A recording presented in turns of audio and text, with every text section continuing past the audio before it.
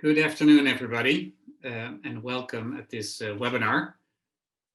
So let me start with some analogy in nature. Oceans are very successful in absorbing excess heat. There's examples of trees like redwoods that recover after fires. And I think there's many examples of resilience in nature. So today we're more broadly exploring resilience as the ability of a system to recover after shock. So my name is Martijn Lopez Cardozo, and I'm the CEO of Circle Economy. And we're honored to be your hosts today. And I already welcomed you, but many of the folks here have been active already and participating. And that's exactly what we're trying to do for this afternoon, make it a real dialogue. So let me start with saying a couple of words about Circle Economy.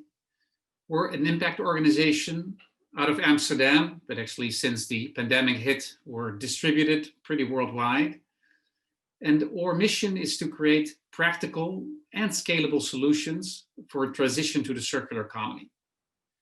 And our ambition is to double the rate of circularity in the next 10 years, going from roughly 8% to 16%.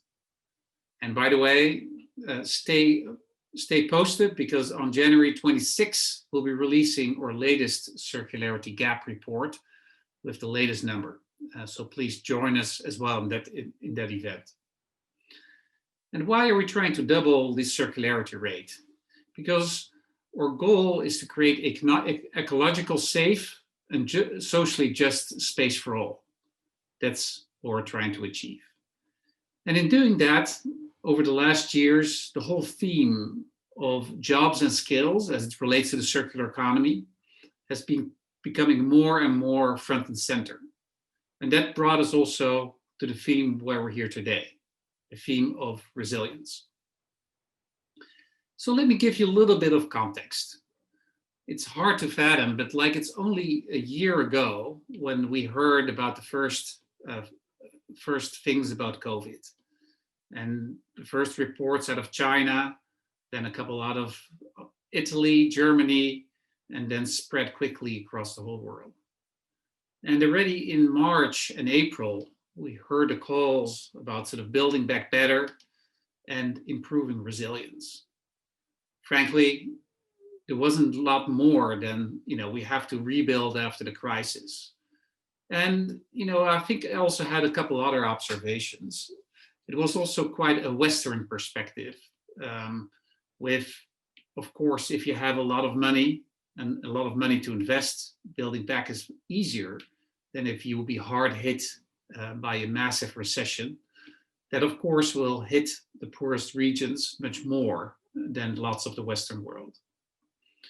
It also requires a much long-term view. It's not just pouring a lot of capital to build back better, but thinking ahead. How will sectors and jobs change in the next 5, 10, and maybe in 30 years? So at Circle Economy, we have been exploring these links between circularity and resilience over the last 6 to 9 months, with generous support from the Goldschmeding Foundation. And the goal of the research is to uncover where circular creates resilience, but also on the flip side, where it might hurt resilience. And frankly, also to make it more practical. And today, we very much like to emphasize also the practical element. And we're honored to also have, a number of case studies that we present in the research, some of the participants who actually are here today, including Jácome Polit from Quito and My Selleberg from the Stockholm Resilience Centre. So with no further ado, let me hand it over, and I wish you a very entertaining, but also very interesting webinar. Thank you very much. Thank you very much, Martijn, for that fantastic introduction and for setting the scene for us. Welcome, everyone. Thank you for joining us today for this webinar on boosting resilience in the circular economy. My name is Esther Goodwin Brown, and I'm the Partnerships Manager working on our Circular Jobs Initiative here at Circle Economy. And I will be moderating the event for you today. So As Martijn said, we're here to discuss a very live topic about how the circular economy can create resilience, and the topic of a research paper which we published in September. And what we're trying to do today is to translate what could become quite a theoretical set of concepts into ideas for actions by drawing on some really practical examples with the help of our expert speakers. And just before we dive into the agenda and the housekeeping, I thought I'd just elaborate a little bit on what Martijn was saying, and then linking these concepts of building back better, the circular economy, and resilience, and really what does building back better have to do with the circular economy, and vice versa. And as Martijn said, this period of the last year and increasingly in the recent months, we've seen how the impacts of a sudden shock to our global system has exposed the cracks in supply chains and in labour markets. And increasingly, the circular economy has become positioned as an instrument for building back better. So for creating a labour market that is more resilient, is more inclusive, creates greater protection for the workers within it, but also that is looking towards long-term prosperity. So the connection we're making here is that the circular economy can be a tool for creating greater resilience in an improved economic system and labour market. And yeah, so I just wanted to clarify those terms for us today so that we don't get too stuck in the theoretical and that we can dive straight into the practical. So I will dive into our agenda. We are going to unpick this topic with the help of 3 expert speakers today, and each of them are going to give a short opening word, followed by a panel discussion and the Q&A. So we have Natalia Papu, our research analyst at Circular Economy, who will introduce the study we published in September and some of the key concepts in that report. We have David Jácome Polit from Quito, the Chief Resilience Officer, who will give us a brief introduction to his role, what it involves, and then also how in Quito they've been connecting the circular economy to addressing some socioeconomic inequalities that the city faces. And then My Selleberg, researcher at the Stockholm Resilience Centre, will introduce her work working with municipal governments and translating resilience into practical applications and training. So a brief note on housekeeping. If you'd like to go on to the next slide. We will have time for questions, as I said, after the panel discussion, roughly about 10 minutes, I hope. So you can post your questions in the chat box at the bottom of the screen. Please make sure that, well, try your best to direct your question to one of our speakers so that we can guide those to the right person in the most efficient way. I also want to draw your attention to the fact this event is being recorded so that we can share it with our wider community after the event. And so if you have any issues with that, please post that in the chat box. And likewise, if you're experiencing any technical issues joining us from all sides of the globe, please post these in the chat box and our team will try their best to help you with those. So before we start with our speakers, we wanted to just hear a little bit from you all and pose a quick poll to kick us off. So I'm going to launch it now.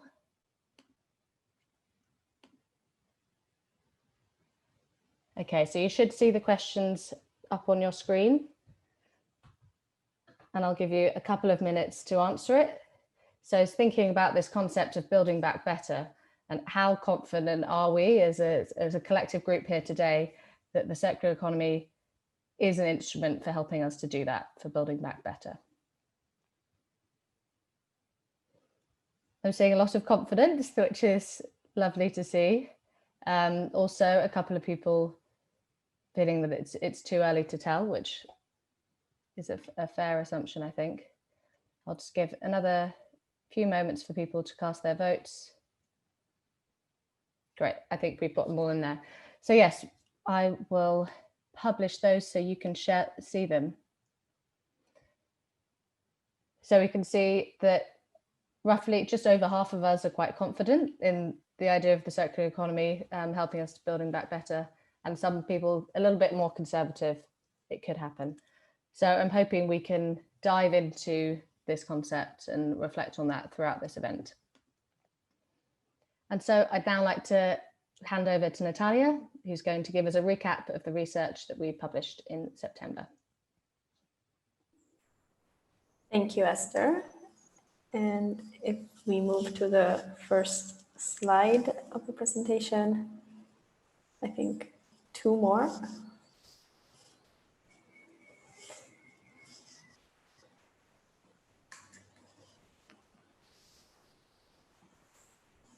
Well, oh.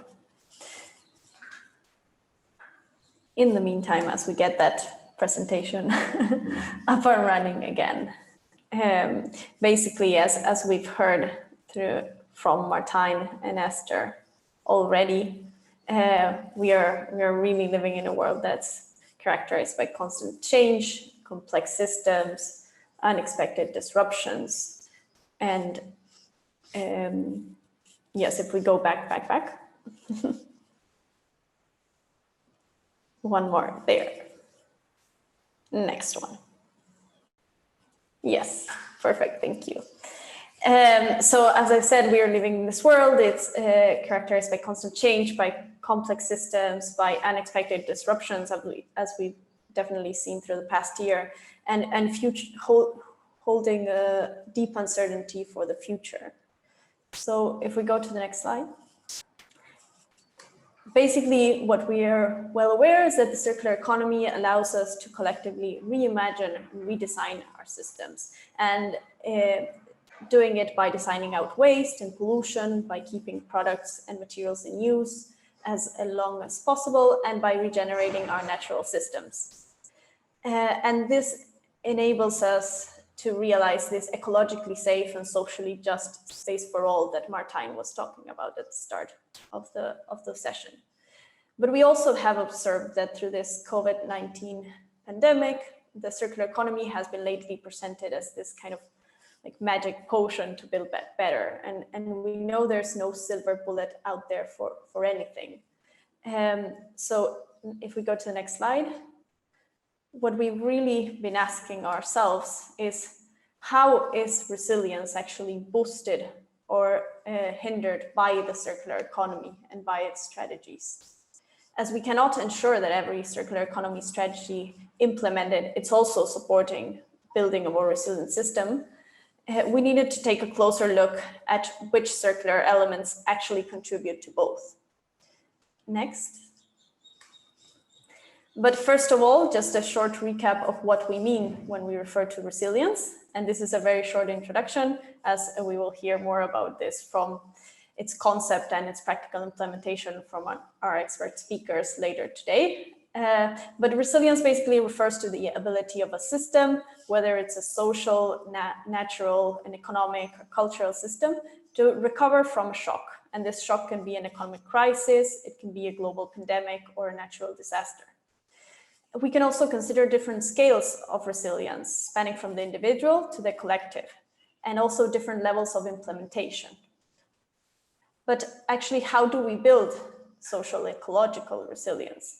Basically, through these 7 principles that explore ways in which resilience can be built through, for example, maintaining diversity and redundancy, encouraging learning, or fostering adaptability and embracing complexity. If we go to the next slide. So what we wanted to see through this research is how these 2 concepts are actually related and how they are interlinked. So to do this, what we did was identify the elements that are embedded in the circular economy and its labor market that warrant special attention in their relationship to resilience. So this heat map in the slide shows the opportunities that the circular economy presents to contribute to building resilience, as well as the risks of hindering it in some certain cases. We see that, for example, circular economy elements that can increase resilience are the cycling of resources, which increases resilience by increasing the diversity of feedstocks available. In sharing resources, the circular economy also can increase resilience through localized management and participation of stakeholders. Through decentralized activities and infrastructure, it can increase resilience by bringing the governance bodies closer to the communities, by broadening participation and moving away from the hyper-specialization that we see in the linear economy today. There are also labor market characteristics that are necessary for the circular economy to flourish, which also concurrently increase the social ecological resilience. For example, in requiring ample transferability of skills, the circular economy can increase the labor market's recovery in time of crisis or shock, as workers may be skilled for changing roles within or across organizations already. However, we also see there are potential trade-offs between circularity and resilience. And for example, in propagating resource efficiency, the circular economy can really design out the excessive extraction of primary materials and reduce wastage. However, it should also be considered in balance with resilience, as this may avoid having further redundancy, and this may hinder the resilience of the system. Another area where we need to warrant special attention is that in certain circular business models, we see an increasing flexibilization of labor contracts. And this happens, for example, we see it in product as a service and repair systems more and more. And this warrants attention in terms of regulation of labor rights and representation in the platform economy. Although this may make businesses more prone to innovation and more flexible to respond to change, this should not increase workers' vulnerability. So the balance there should also be assessed. And if we go to the next slide. In this session today, we will focus specifically on 3 elements that are key to the circular economy and its relation to resilience building. The first one is the potential of decentralized systems and structures. These enable, as I already mentioned, bringing governance systems closer to the community. They may encourage broader citizen participation and also distribute decision-making processes. We see examples within the circular economy which include decentralized waste and water management systems, peer-to-peer energy grids, and, for example, neighborhood organic waste management initiatives. There are also decentralized initiatives in terms of repair maintenance services, such as the Repair Cafe movement worldwide, which actually extend the lifetime of a product close to the citizen and involves them in the process. If we go to the next slide.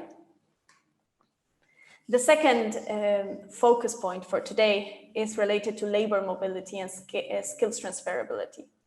And this is very relevant for resilient systems, as regions that have workers that are capable and skilled to transfer their competencies, their abilities between different roles and different tasks have really the potential to see their labor markets recover faster after a shock. And within the circular economy, as business models and sectors evolve across stages of this transition, moving away from this hyper-specialization that characterizes linear systems today, transferable skills will be key across the labor market.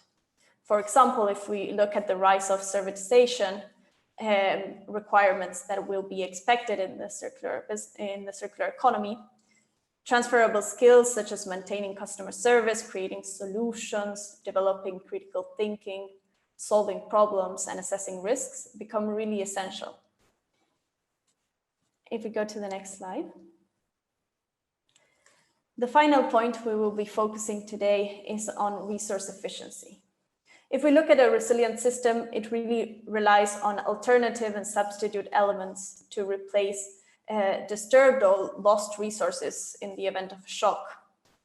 On the other hand, if we look at a resource efficient system, it designs out intermediate leakages, it designs out waste so as to produce the same outputs with less input materials and energy. This results usually in leaner systems with less redundancy. In the circular economy, we see this efficiency contribute highly to less resource intensive use through operations, but it also may, under certain circumstances, reduce its resilience. due to not having enough substitute or alternative elements to replace those lost. So today we will dive deeper into these three aspects of the circular economy in their relation to resilience through practical examples of them. For now, I just wanted to point out that applying resilience thinking to efforts that shape the circular economy transition may help us really ensure that this new economic paradigm creates positive value both for society and the planet.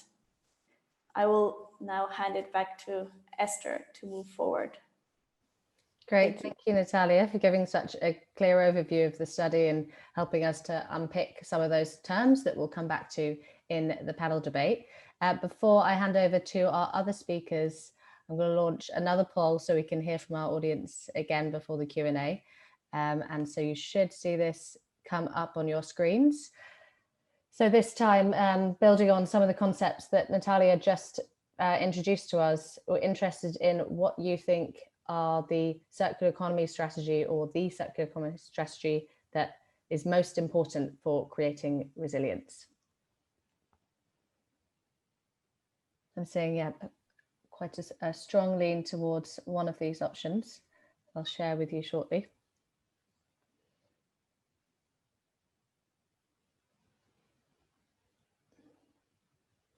So a couple of moments for the rest of you to cast your votes. I always feel slightly like I'm in Eurovision when I do a poll like this.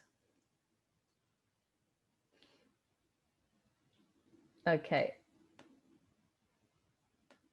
And you should see the results up on your screen now. So we've got a few people pointing to a particular strategy, particularly regenerative resources. A few people were quite keen that that is the most important strategy for resilience, but really the majority speaks that we need a combination of all of the above.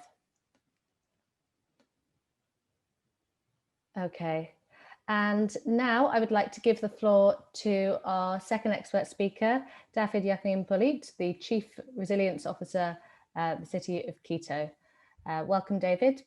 Please take the floor. Thank you very much, and good day to everyone on this side of the world, and good afternoon on the other side, and good night to the rest of the people on the other far side of the world. My name is David Jácome Polit, as Esther mentioned, and I work as a Chief Resilience Officer and as a Metropolitan Director of Resilience in the municipality of Quito, which is also part of the Resilient Cities Network, formerly known as 100 Resilient Cities. Our journey started in 2016 when we began formulating the resilience strategy of the city. And along the way, we found many challenges, but also a lot of opportunities. But probably the opportunity that we found is that in Quito, 1 out of 2 persons is under the age of 30 years old, which means that we can potentially have a demographic bonus, meaning that that provides us a unique opportunity for economic inclusion, prosperity, and ensuring coverage to social security to people in the future. However, this is a one-time train only. We need to act now because we expect that the demographics will change, and in a few decades, we will have a larger proportion of elderly rather than young people. So this is also about long-term resilience. That opportunity can be realized if we are able to make sure that the young, and especially women, have access to job opportunities. In our city, that has high levels of informality and exclusion. A better income also results in better opportunities to prevent poverty perpetuation, by making it easier for everyone to access to better food quality, education, healthcare, and to improve housing and habitats. This in turn also helps avoid risk creation related to informal settlements. In this setting, the resilience strategy of Quito has 5 pillars: citizen participation, being the first one, taking care of nature and the environment, urban development and mobility, the third one, economic and production opportunities, and risk management. In the fourth pillar of the strategy relating to economic inclusion, we have identified two approaches: circular economy and food economy, and they are both related.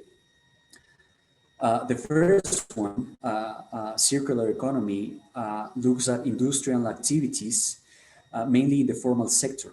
And the idea is to look at production processes, identify opportunities to reduce resource demands such as water and energy, reduce also greenhouse gas emissions, but also to identify materials that are now treated as waste to transform them into new products and services.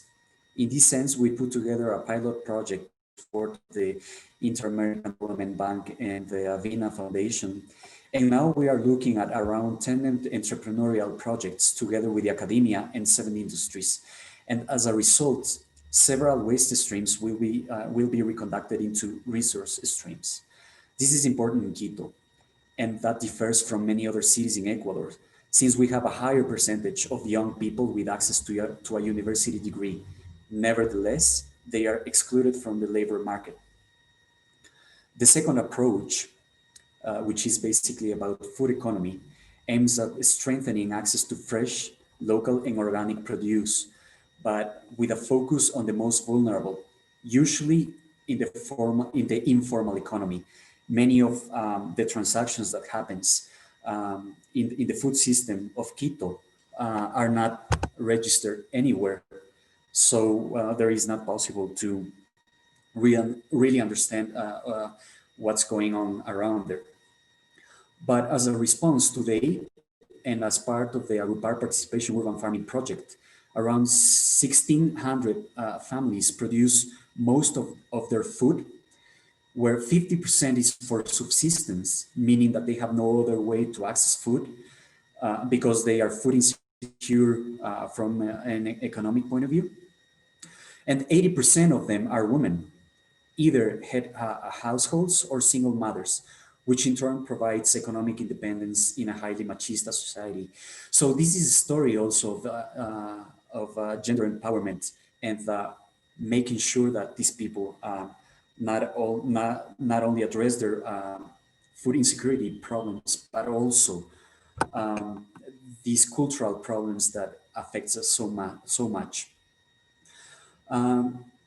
The project helps farmers not only to produce food, but also to close nutrient cycles by teaching them how to treat organic waste and to take advantage of quality fertilizers, also locally produced. That also helps the city to reduce the waste burden that it is affecting now the waste treatment system of the city, which needs to be completely redesigned and improved. And this has also helped to create communities and organizations for both, first of all, supporting economically new farmers, because the already in place farmers have put in place a cooperative to lend accessible money for these new people so that they can start producing, and to take advantage of the excess of food and fertilizer to be exchanged or sold. So we are also kind of creating communities that are able to manage their own resources and the excess of resources.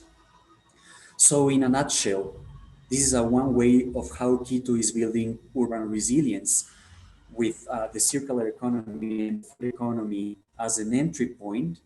And along the way, we are addressing socioeconomic mobility, but also nature degradation.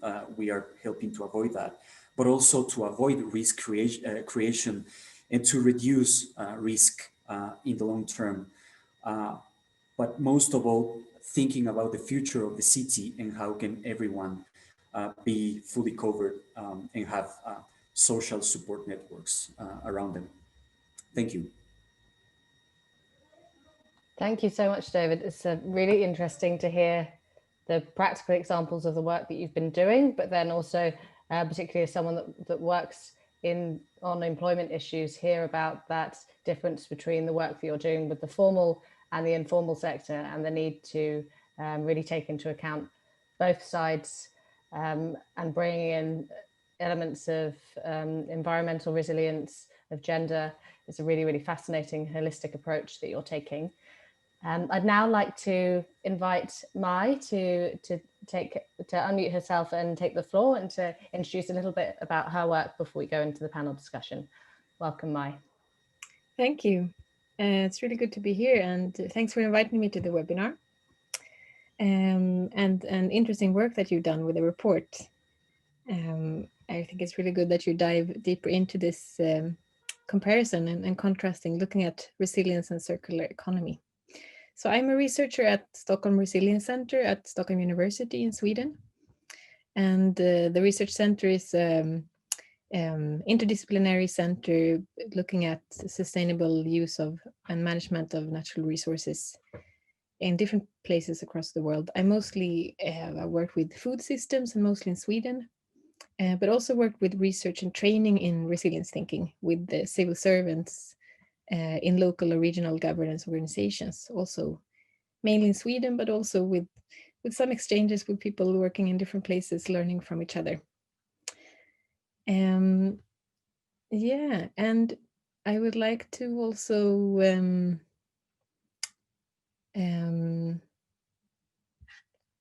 yeah, I don't know if you want me to also get a little bit more into the report and aspects of that, or it's up to you. If you'd like to give a brief example of one of the projects that you've done in Sweden, we can dive into some of the learning from that with the questions that follow. Definitely. Yeah, so maybe I could say something more about this training project, for example. So there we had a year-long funding to do a training project with the civil servants, and we had 5 organizations with us, so 3 municipalities, 1 regional authority, and 1 leader organization, which is a rural development organization, part of the EU rural development program. And we had 2 workshops over this year with where they could participate with at the most 5 people from each organization. So we wanted to be like a group of people from each organization, so that wouldn't be one person alone going to some course, learning new things, and then going back but that they would have support from each other. And so the training program was both about learning about resilience thinking and how to apply it, but then meet again and learn from each other and exchange what was difficult, what were barriers in the organizations that they encountered, and what worked and not, and so on. So they did different pilot projects in their organizations to test, apply part of resilience thinking. So there's lots of different, it could be, for example, applying these seven resilience principles that you also use in the report and see how do they relate to the regional development strategy that we're working with in our region. Or it could be organizing workshops where they, one of kind of the main outcomes for some of the organizations was just to have a better collaboration across different sectors within the municipality, because these are big organizations with where they sometimes work in kind of separate silos. So starting to work in a more integrated way, looking at trade-offs and synergies across different issues when it comes to land use planning and so on. But also looking at starting to work with different, looking at different alternative scenarios for the future. So how would, when they look at developing a certain part of the city, for example, how will the city be impacted by climate change? How will it be impacted by socioeconomic changes? This was before the pandemic, so we didn't have this as a very clear example to work with, but changes in the economy and so on. And yeah, so starting to look at how both specific scenarios of change, also the 7 resilience principles as more these kind of general way of increasing resilience to unknown changes, but also working in a more integrated way across different parts of the municipality. I think that was kind of key outcomes for them. the participants, but also for several of them because they were already kind of ambitious, wanting to work with sustainable development in different ways. So the training program was also a way to kind of further push that work in their organizations. So they were already kind of on board on that, thinking that this is important, but they could get some extra leverage and extra kind of help to push that internally. Yeah, so that was a few examples, but you're welcome to come with more questions and I'll share more about it. Perfect. Maybe one last thing about the program also, that we talked about resilience as both thinking, process, and toolbox. So it was both this kind of thinking of complexity, systems perspective, how things are connected, how there can be kind of this surprising changes and so on that you need to deal with. Embracing that change and complexity. Process, that you need to how you work with these learning processes and adapting and so on, and collaborate with lots of different actors, different perspectives. A lot of leadership facilitation skills that are needed, and then also practical tools and tools that you can use in strategic planning, like 7 resilience principles, for example. Thank you. Thank you. I'll have other questions for you to dive into the really interesting work we've been doing, but thank you for giving that introduction. And thank you very much, David and Natalia, for giving your inputs and starting us off with some really clear examples.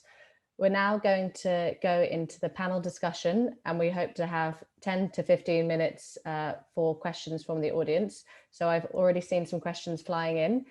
So please keep them coming, and if possible, direct them to one of our 3 speakers, and then we can move the chat along efficiently. And so you can use the chat box at the bottom of the screen to do that. But first, kicking off with some questions that I have for the speakers. David, you spoke about the work that you've been doing in resilience in Quito on resilience and the different aspects and the different sectors that you're working with. I wondered what the challenges were that you came across in doing this work, as it's incredibly complex, working at lots of different levels, and you've talked about some of the areas of the systems that need improvement. But what were the main challenges in implementing these resilient strategies that you came across? And from your experience so far, what the best ways of overcoming these challenges have been? Yes, thank you. That is a great question. From a practical point of view, probably one of the main challenges that we have in the municipality of Quito, and I would argue that in most cities in the world, is that we tend to work in silos, and so coordinating with different agencies and so on became quite difficult. So, for example, when it comes to circular economy, we are not talking only about jobs, but we are also talking about environmental issues, but we are also talking about land use and urban development and conflicts that arises from industries settled or people settled around industries when that shouldn't have happened, which is usually the case in cities with high levels of informality. So working around silos and trying to break them has been quite difficult, but the opportunity comes from having a very thorough participation strategy with not only local technicians in the municipality of Quito, but also from the private sector and the academia and of course NGOs and so on.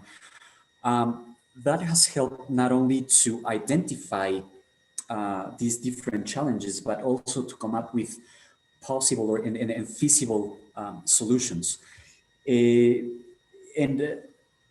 That was true since the beginning. We started developing the resilience strategy.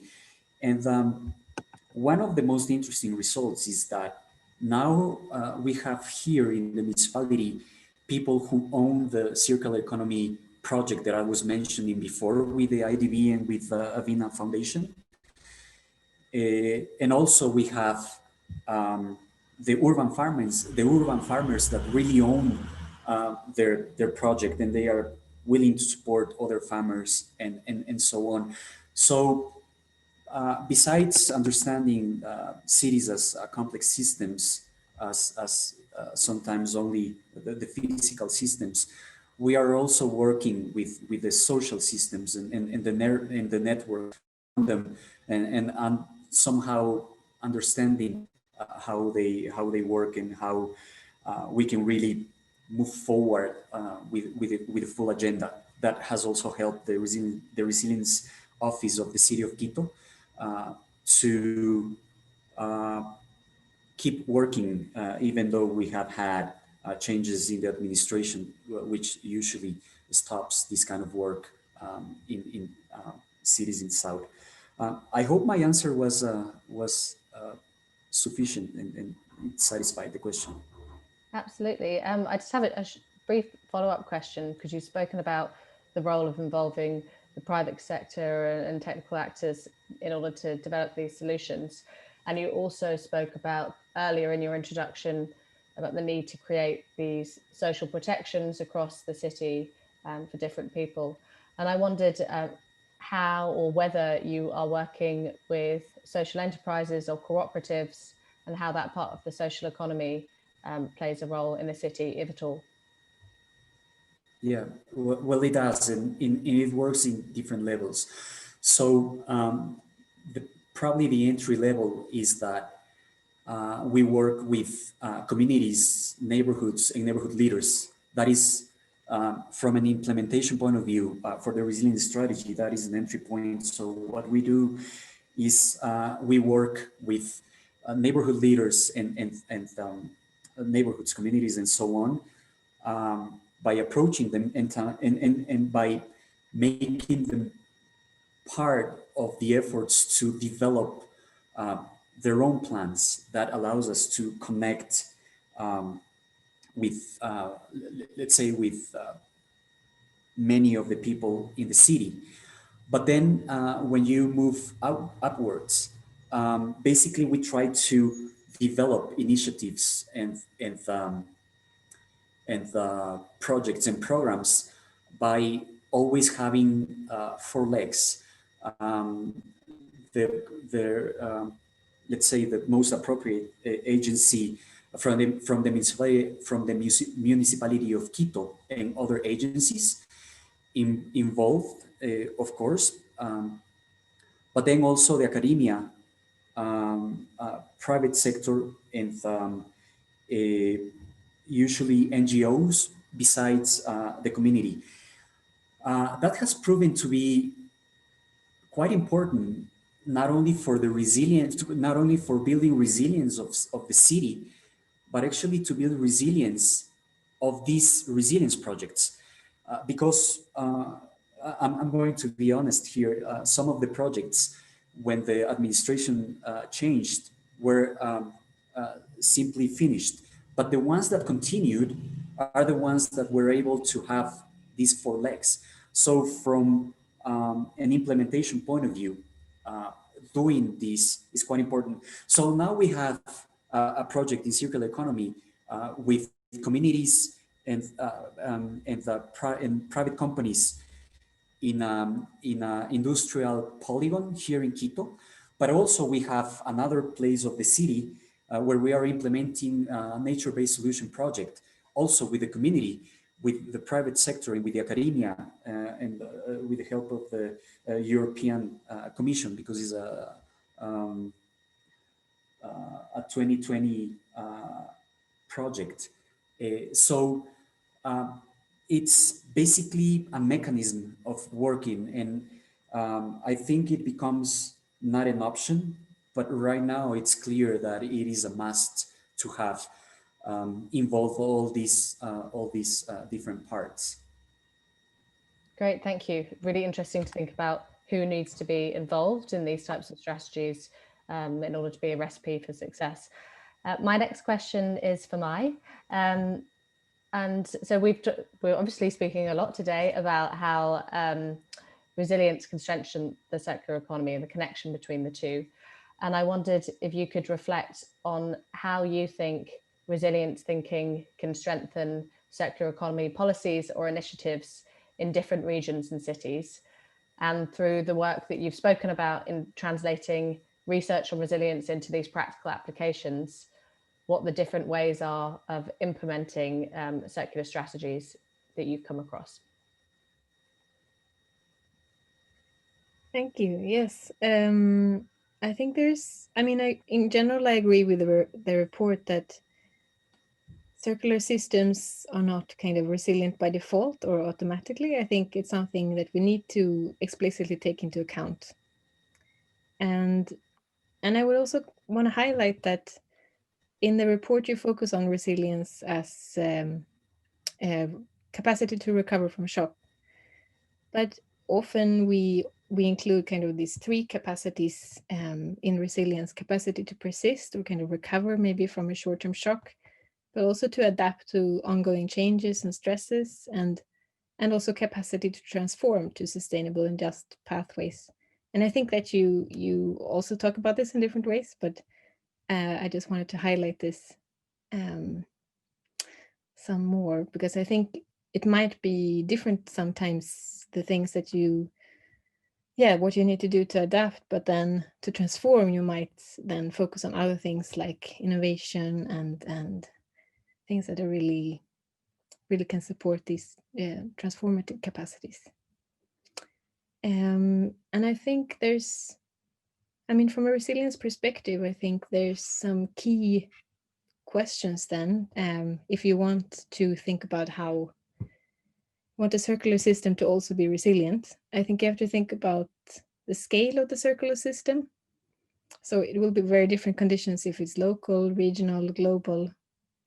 What's the scale of the circular system that you're thinking about? And here I think there's many good examples, and I think David also mentioned several of like how, and in my case, worked with food systems and trying to shorten supply chains and increase that both can kind of increase the diversity of agricultural production in the region, but also increase influence and participation in food systems, and maybe increase understanding of how food is produced and so on. And also can be I think these other can be a way of providing kind of production with the renewable inputs, so kind of condition for helping them make them more circular. And the other key thing I think is the magnitude and pace of the flow, kind of in this circular flow. Because it might be that it's circular, but it's still like putting too much pressure on ecosystems and landscapes, right? Like still that we need to provide us with like fundamental services for human well-being. So what does the production system look like for the renewable resources? And I think you've talked about this in different ways as well, and how here it might be diversity-based and regenerative farming practices that enhance ecosystem services like soil fertility, biodiversity, pollination, pest control, and so on.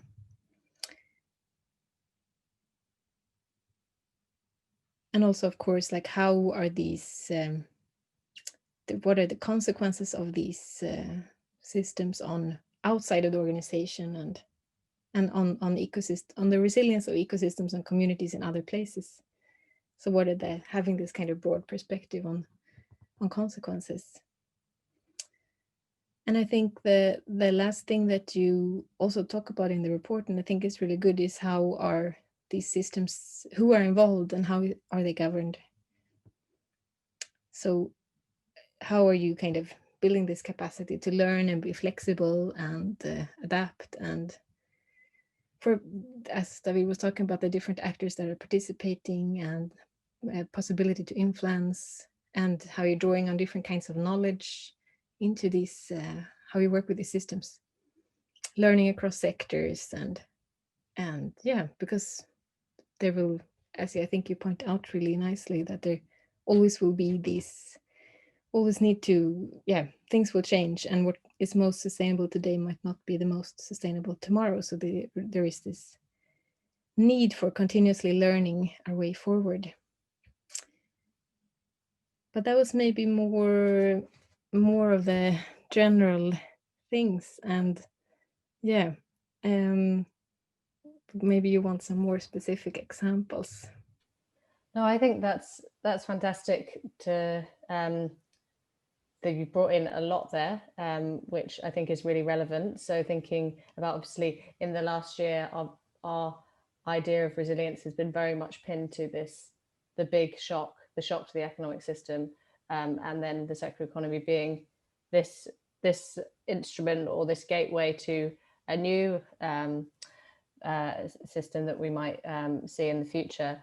But then actually there's about everyday resilience, and that being much more in touch with natural cycles and more ecological approaches that are slowly building the resilience and transforming systems as we go. And I think that's a fantastic point to bring in. And I also like that you're bringing in the eye on the indirect impacts in other regions, other parts of the globe, but then also if a circular practice might be circular, but it might not actually be entirely beneficial for the land area that it's drawing on, or there are different trade-offs that we need to take into account. So thank you. That's a lovely example to give.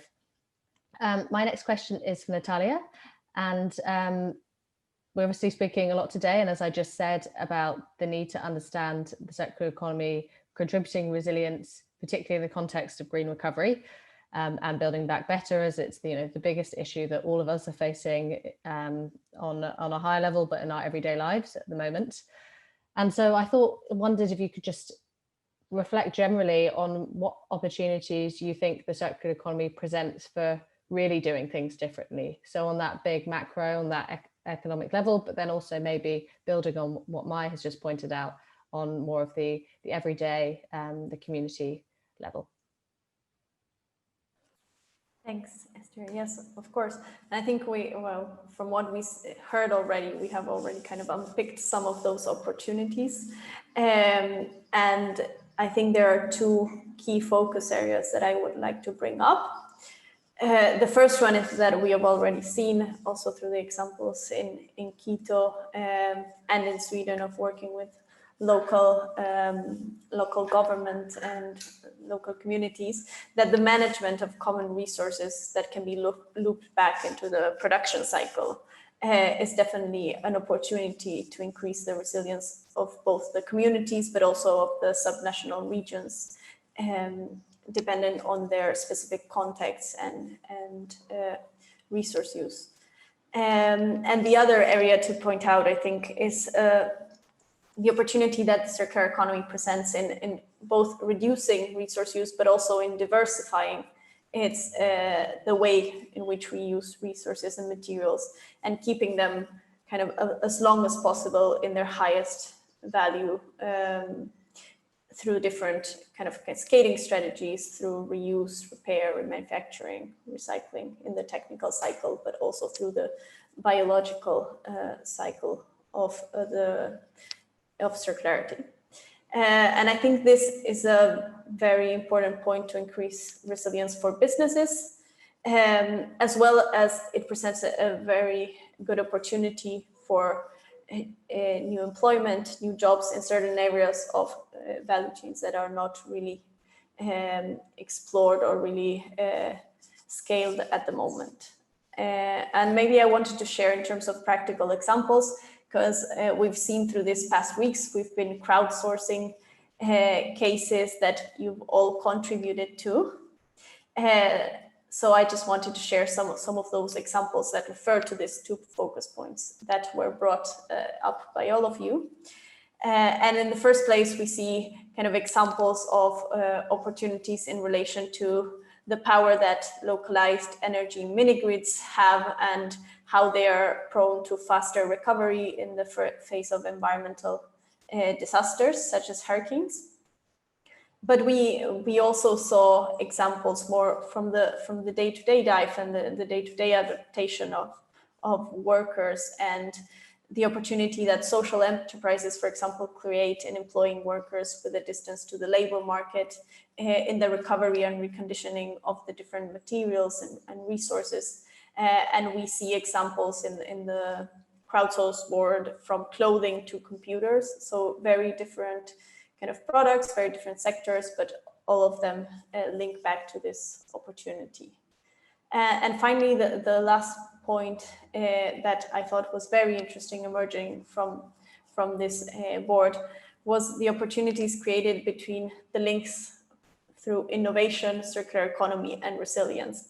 And there were examples, for example, of biomakery hubs to extract clean water, energy, and nutrients from organic waste, up to examples of how to set online marketplaces that enable the exchange of excess materials in different sectors, such as the concrete industry. So I think those were just a few examples that I wanted to pull out based on what you've all contributed this past weeks. Wonderful, thank you, Natalia. Yeah, it's lovely to hear the examples coming out from lots of different sectors and areas of the world, and then also thinking about different groups that could be engaged in those projects and how we can best work together. You also started talking about some of the key concepts again from your presentation. So what I'd like to do is switch into some questions specifically around these three concepts of resource efficiency, decentralization, and skills transferability. So as a recap, when we're talking about resource efficiency, we're talking about using less materials for the same output. And this can boost resilience because we're less reliant on global supply chains or heavily globalized supply chains, or even disturbances in stocks due to disturbances in nearby regions. And that it can also maybe also present some risks in terms of reducing the buffer of materials that we have available, or the level of additional stock that we may want to fall back on in times of need, be those micro or much larger levels of shock. So actually going straight back to Natalia, in the report you use these terms diversity and redundancy, which I found really, really interesting. But I wondered if you could maybe unpick those terms a little bit more for us, and really outline what the opportunities and the risks might come with both of these terms of diversity and redundancy. Yes, of course. And obviously these terms are very much embedded within resilience thinking. So what we've done through the report is basically see how those play out in the relation to the circular economy. If we start with redundancy, basically what we see is that redundancy refers to how many elements perform a particular function kind of similarly. And that element can be part, kind of a material, a worker. I mean, it can be a multiplicity of elements. And what we see is that sometimes redundancy kind of battles with efficiency, as efficiency kind of implies this reduction of extra buffers, extra leakages and waste. So within the circular economy, having linear systems on one end results on less resource intensive use, as I was referring to before, but on the other hand, it may result on a greater vulnerability to any disturbance. And if we talk about diversity, on the other hand, we refer kind of to the variety of elements in a system, how they are balanced together and how different they are from each other. And this really contributes to resilience by providing kind of alternative options for responding to change or to disturbance. So I think one interesting case to point out is one which we refer to in our report, and it's the case of Pratibha Syntex, which is a vertical integrated manufacturer of cotton textile products in India.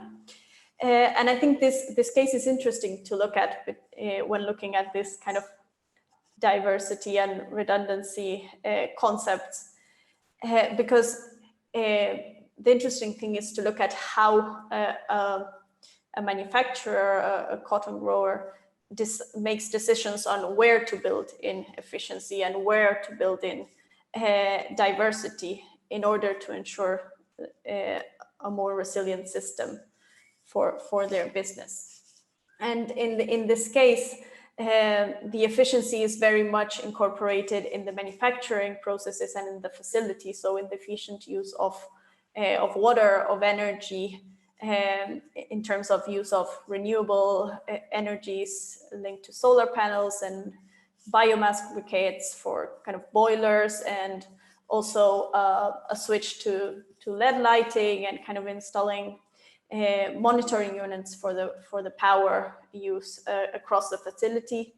And also in terms of water, like a half need for water use in their operations, very much linked to, in this case, as it's a textile manufacturer, to the dyeing processes and really the recycling of almost all the water used in their operations. So the decisions made there are very much in terms of efficiency. But on the other hand, in order to maintain diversity, when you look at their agricultural practices, so when you look at the other part of their business, which is growing cotton, a focus on diversity rather than efficiency really takes center stage, or really takes kind of the focus there. And since 2018, they've been undergoing a shift to regenerative agriculture. And this for them means, on one hand, diversifying their business, because they are now working not only within the textile sector, but also working closely with the food value chain, because they're also growing non-cotton produce, so growing wheat, corn, soya, turmeric. It's like 20 plus crops, which I don't remember all. So it's really going from monocropping to multi-cropping, intercropping, and really, as Mai was mentioning before, this has a great impact on soil health, for example.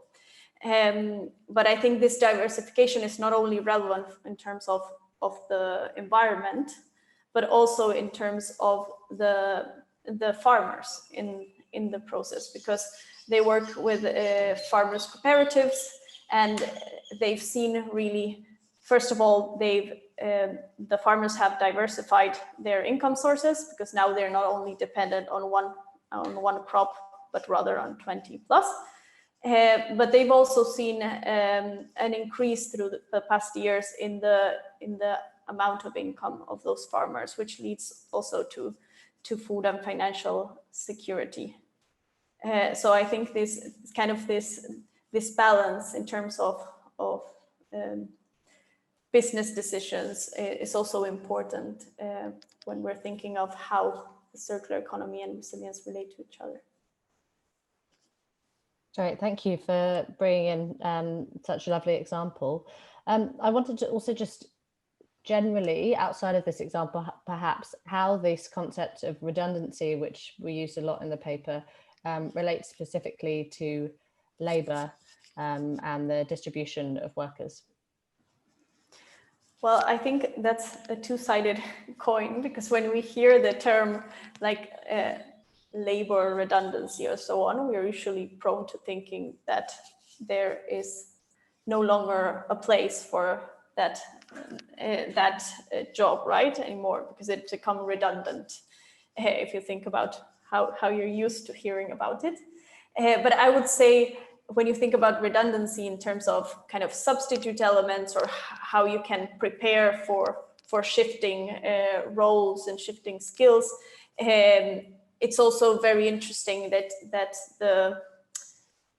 in supporting kind of this lifelong learning and really in supporting constant training and skilling of workers across organizations, you can also develop skills that are transferable between multiple roles, and then it becomes very important that when you have a shock or a change in a certain role, in a certain transition to another task, then workers are already prepared to shift kind of from one role to another, and they are able also to handle complexity and be able to adapt to new changes. So I think to end on a positive note there, that's the way I would like to talk about redundancy in terms of labor. Thank you so much. My next question actually is for and you've presented almost a perfect segue to this question. Thank you, Natalia, is on skills transferability. So we've spoken about skills transferability as this way of enabling workers to more easily adapt between roles and tasks, and even open up the opportunity for workers to work across different sectors, which is particularly appealing in a circular economy, which is multi and interdisciplinary. But clearly working and utilizing our skills in this way requires a very different way of teaching and learning, and maybe a different level of personal resilience. And so I wondered, given that you have developed resilience training programs for different stakeholders in Sweden, and you've talked about some of the skills in terms of systems thinking and complexity and even leadership that you taught, what type of teaching you think is needed in order to teach these skills on at all levels, maybe reflecting on different levels of education, as well as for professionals working within business and within the public sector, and how you think this sort of teaching could be applied across different areas of the circular economy? Thank you. Yeah, that's a big question. But yeah, I think definitely they can come in different ways, and in lots of, like you say, different schools and I mean professional development, but in your universities and so on. So I think, I mean, part of it is like in the academic world, that where I'm based, where I'm working, I think part of it is bringing in this more transdisciplinary, sometimes it's called, like the collaborations with actors outside of academia, more to strengthen that and strengthen training in working with those research approaches where you try to bridge theory and practice, or research and practice, and because by doing that, I think a lot of the learning, like often in different situations and workshops and so on where I'm involved in and organizing, I think a lot of learning happens when you gather people from different parts of the system. If it's the food system or so, maybe you meet with people who are working with production, but also consumption, and different places in the middle, and working with waste, and working in government and so on. And you have a meaningful dialogue and start to understand these different perspectives, which then broadens your view of this system, like a food system, for example, or how it works. So I think that's an important part of the training. I think some cool examples that I've come across with the municipality that I'm working with, Södertälje, which is based outside of Stockholm, is, for example, that how they work with school meals. So they worked a lot with sustainable and healthy school meals, and also as a pedagogical tool of like understanding them, of understanding food systems and sustainable food systems, and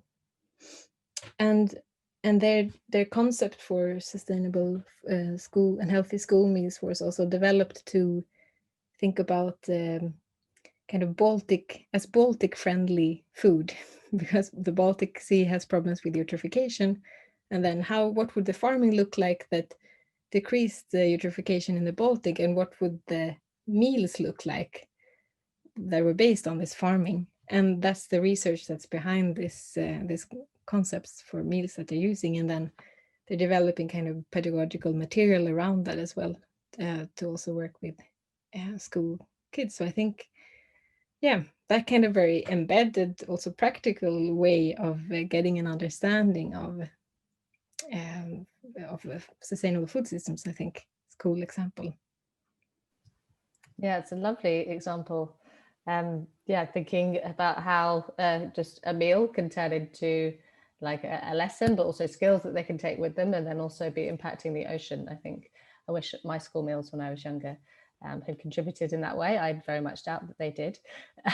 So I have one question from my side, and then we'll open it up to the audience. And this one is for David again, and thinking about decentralization, because decentralized activities are sort of a growing trend, or you know, a sort of magic ticket that we often see talks about in terms of the circular economy, because it maybe allows more efficient management of material flows locally and makes us more resilient locally. But we can see that there are upsides and downsides of this. In Quito, the food management system that you've built has become really a cornerstone of urban resilience. And I just wondered, how are urban farming and the decentralized waste management processes also helping you to achieve other objectives? So including food security, insecurity, and then potentially reflecting particularly on the context of the last year and in the context of the COVID-19 pandemic. Thank you, Esther, for the question. I think it's quite important. One, especially for the context of the city of Quito. If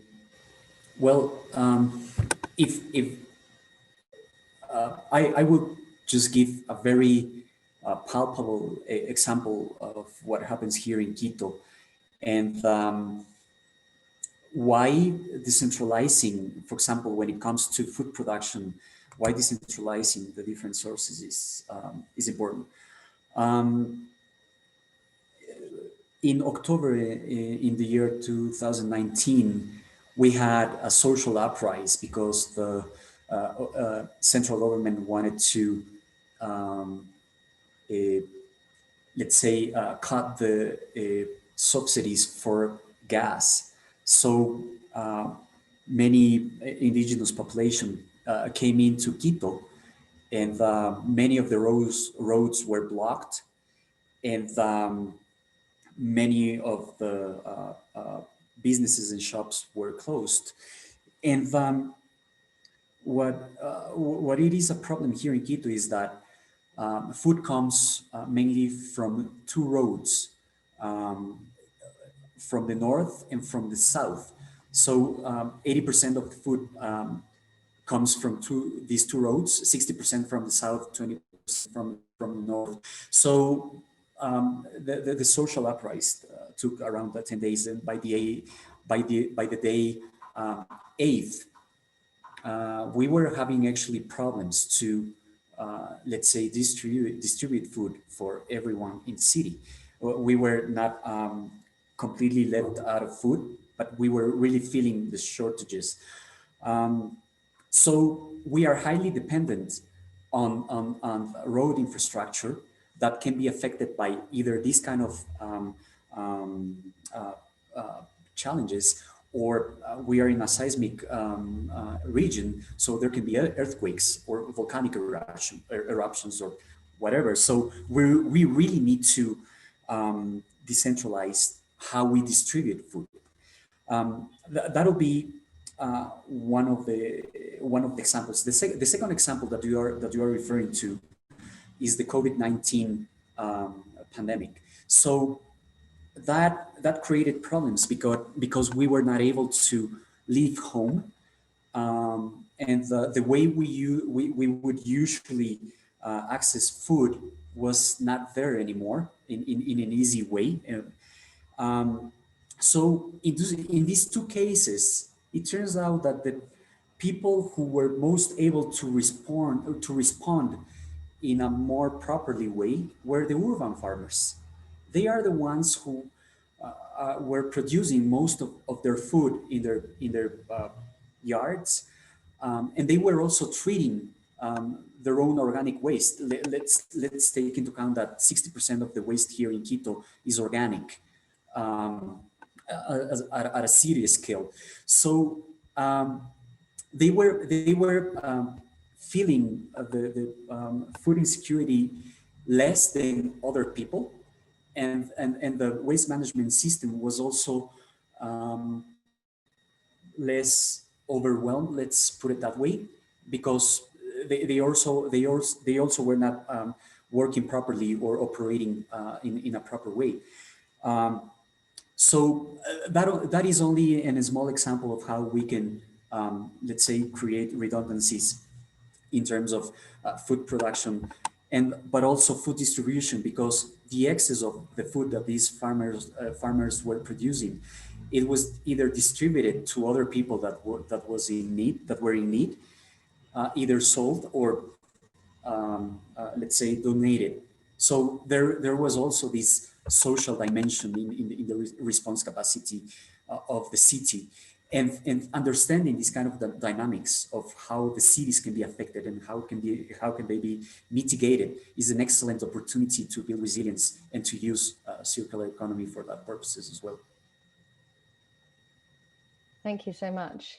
And I love this image of, you know, the urban farmers, the creating and growing their crops, you know, outside of their homes, and the excess being shared within their neighborhoods or within the urban area.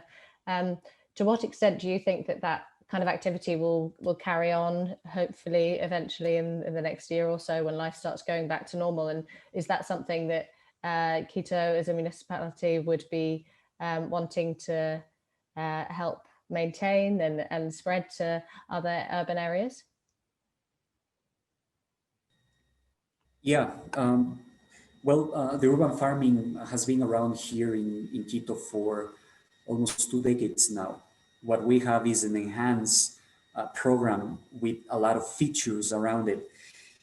And yes, we want to keep it, we want to expand it, we want to strengthen it. And we want to also create more conscience around the citizens here in the city, so that many more people also are involved in this kind of practices. But I would say also this is only an entry point. We really need to look at all the rest of the food system, which we are also doing that. But the cornerstone is urban farming, I would say. Great, thank you. And thank you very much, Maya and Natalia, as well. We're going to open it up into Q&A and questions from the audience. So I've got questions here and the audience members have asked, and as I pick them out, I will try my best to identify who has asked the question. Then if you would like to, you please unmute yourself and you can direct the question to our speakers yourselves. The first is a question to everyone from Mahesh, and it is about skills transferability. So it's saying, how could labour mobility and skills transferability be encouraged in circular economy companies so that they can be more resilient? And so I'll open that up to any of our speakers to respond to. So the question is, how could labour mobility and skills transferability be encouraged in circular companies so that they can be more resilient?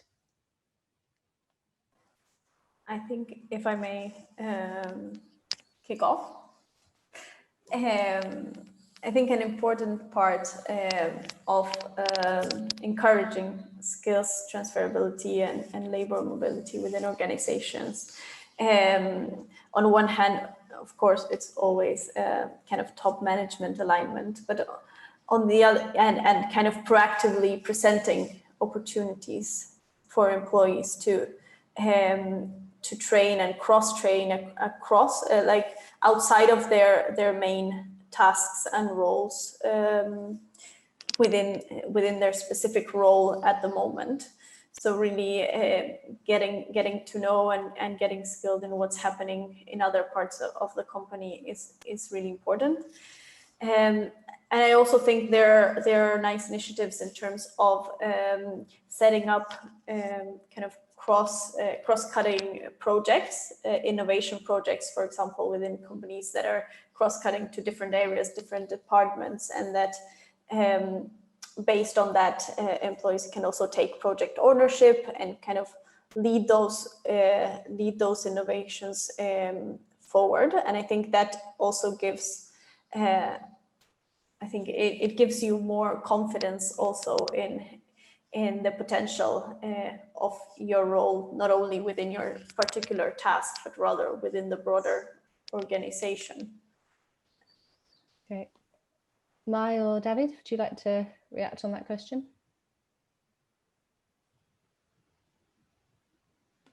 If not, I will go to another of the questions that Mahesh posed, and I'll invite them to unmute themselves and to ask this question. And it's to Mai regarding the resilience tool.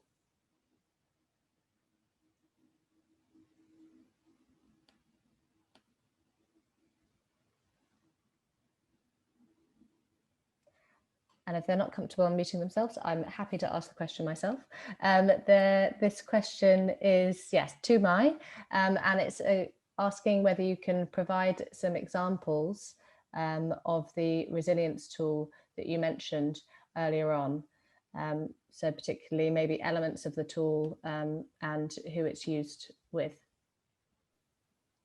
Yes, so a lot of the kind of tools that we've used, I see it a bit like you need a toolbox because different things are going to work in different contexts, and you have to, probably you're going to have to try different things and see what works and not, and what kind of gives you the most insights somehow. And a lot of the tools, so I worked a lot in participatory settings, so where you bring different actors together. So a lot of the tools are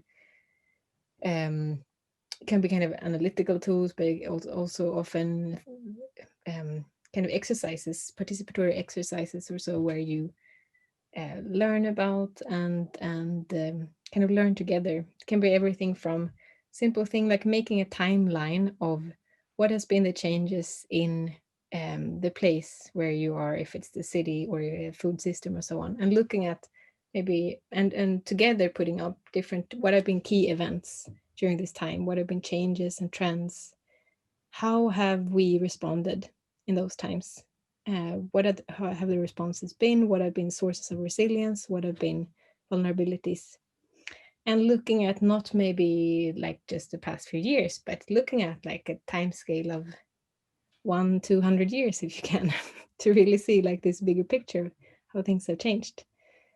And if you do this with, depending on who you do it with, of course, but if you have like people in the room with in-depth knowledge of different parts and of the system, different aspects and of history and local knowledge, then you get a rich understanding, and you get up maybe also where there's different views of what things have happened and what has been important, but you will start to also get at resilience from more contextual, more local perspective on resilience, maybe what has been important, what has helped us to adapt and so on. So that can be one tool that we've used in workshops. But I would say a really good platform if you want to check out different tools and related to applying resilience is called Wayfinder.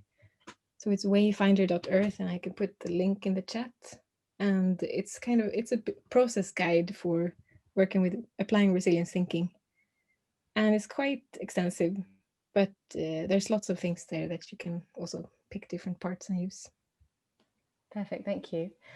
We have a question generally posed to all of our speakers from Moha, which is around governance systems, and I'll invite them to unmute themselves and ask this question if they'd like to themselves, and if not, I'm happy to pose it to our speakers.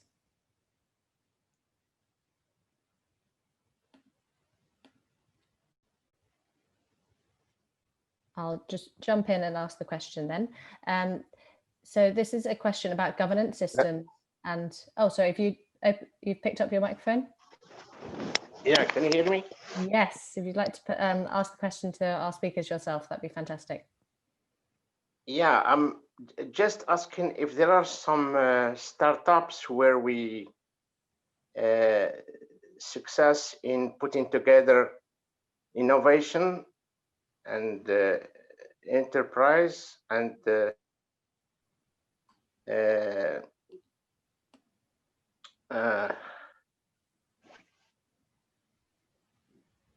in a practical way.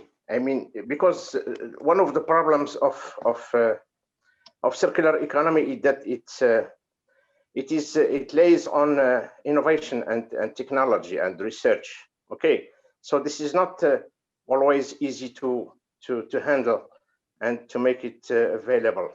And the second problem is that even how we can convince enterprises and companies to adopt such technologies. And finally, how can we valorize this technology within business and to get into markets? Because frankly, I'm involved in a digital ledger technology right now, which is based on a circular economy to regarding smart tags that we put in an eco-label, where we are developing a blockchain in order to make sure that all the material that we have that goes with the products and the eco-label are safe,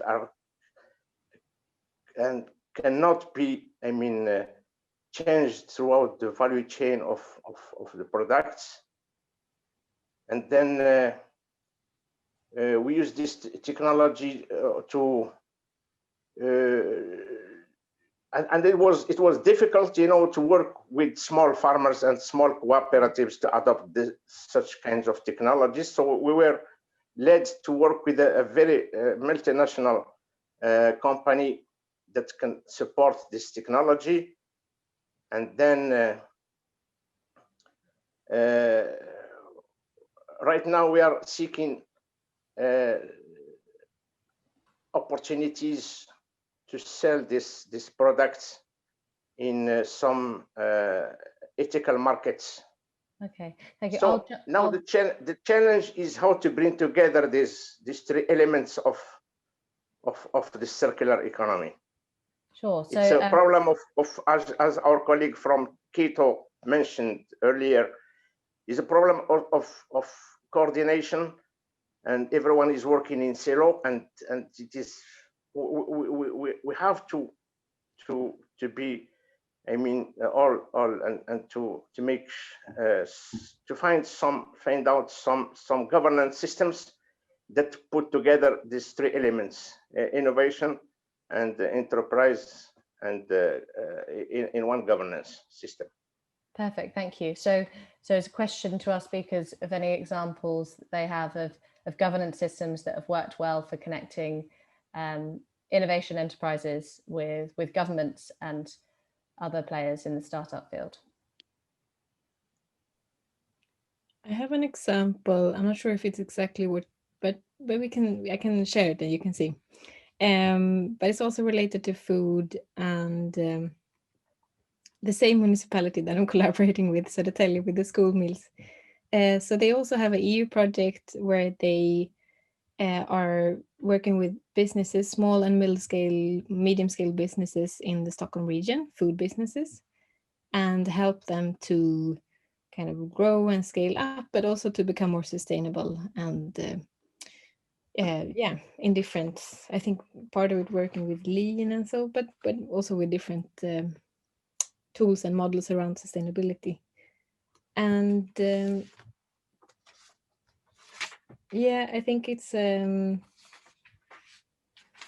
an example of kind of how you're both so as a municipality, they're kind of supporting and kind of building the skills of these businesses, and they get networks and so on, but also there's a direction to it. So it's not only like supporting innovation in general, but there is some kind of broad direction towards sustainable development so on. And yeah, as one example of trying to bridge different sectors, maybe. That's great, thank you. I'm afraid we are out of time, and in fact 3 minutes over time. But I'd like to thank all of our speakers again. Thank you so much for your contributions, and also your contributions to our original study, which is still available on our website, and we will share with you all. And thank you everyone in the audience that's joined today and for your questions. We've had a flood of questions that I'm afraid we haven't all been able to answer today. But as a follow-up to this event, we will be doing a write-up of some of the key discussion points, and we will also try and pose and answer each of those questions in that write-up. And that will be shared with everyone that joined this event today, and we'll share the link back to the report that was the inspiration for this event today.